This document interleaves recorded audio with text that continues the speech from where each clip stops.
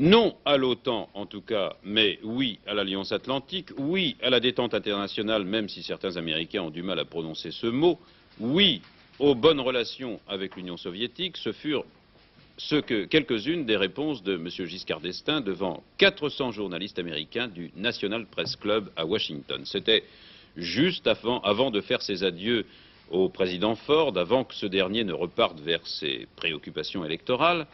M. Giscard d'Estaing, lui, a encore 2 jours à passer aux États-Unis. Aujourd'hui, il est parti, toujours à bord du Concorde, pour Houston, le Texas des fusées spatiales, mais aussi celui des rodéos. En Amérique, de toute façon, même quand on a un bon cheval et qui s'appelle Concorde, il faut savoir rester dessus. Patrice Duhamel, l'un de nos envoyés spéciaux, pense que M. Giscard d'Estaing n'a pas mal réussi jusqu'à maintenant.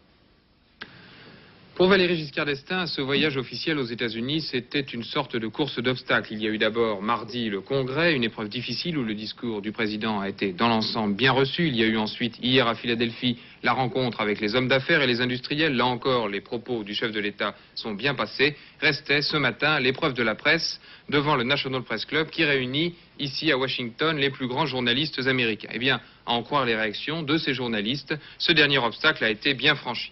Décontracté, plaisantant souvent, répondant pendant 40 minutes, toujours en anglais à une vingtaine de questions, Valéry Giscard d'Estaing a apporté un certain nombre de précisions sur sa politique. Et d'abord une confirmation très nette, la France, a-t-il dit, ne rentrera pas dans l'OTAN, fondée sur l'indépendance et la coopération.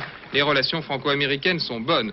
Proche-Orient, il est urgent d'agir, la France n'envisage pas pour le moment une nouvelle initiative, mais pourra apporter dans l'avenir des garanties. Angola, la situation y menace la sécurité de l'Afrique, économie. En France, a-t-il dit, nous sommes sortis de la crise aussi vite qu'on pouvait l'espérer, mais il faut agir pour freiner l'inflation. Et puis en réponse à l'une des questions qui préoccupe le plus les Américains à l'heure actuelle, le chef de l'État va évoquer le problème des communistes en Europe, et en particulier des partis communistes français et italiens.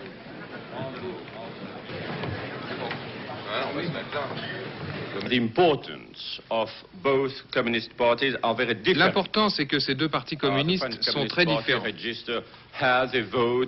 Le Parti communiste français a obtenu 20% des votes, le Parti communiste italien 30% et même davantage.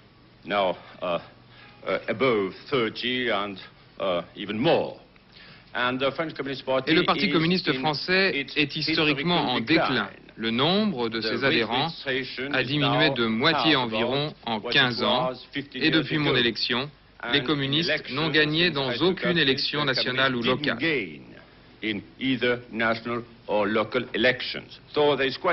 Donc les deux partis communistes sont très différents et les deux situations de la France et de l'Italie sont aussi très différentes. Il est très difficile de les comparer. À propos de la situation italienne, je dirais d'abord ceci. Je pense que les chefs d'État européens doivent éviter de se mêler des affaires intérieures des autres. C'est, je dirais, une habitude irritante. Ils ont leurs procédés démocratiques, nous avons les nôtres. Nous prenons les responsabilités, ils prennent les leurs. They have democratic processes, we have ours. We will take our responsibility, they will take theirs. Cette conférence de presse était donc le point final de la partie politique de ce voyage. En fin de matinée, Valéry Giscard d'Estaing a pris congé du président Ford à la Maison-Blanche.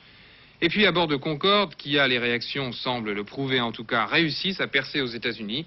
Il a ensuite quitté Washington pour Houston et le Texas, où il va assister dans quelques instants à un rodéo.